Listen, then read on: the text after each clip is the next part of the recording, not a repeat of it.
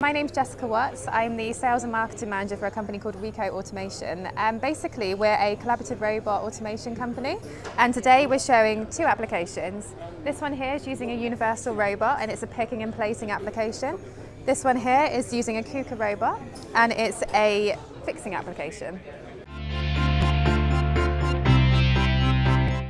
We're enabling companies to embrace Industry 4.0 technology by basically helping them find the right solutions. So they come to us with a problem, a task that they need to automate. We look at what they're doing and we assess the application and provide a solution which has the right technology, the right equipment for what they're specifically doing.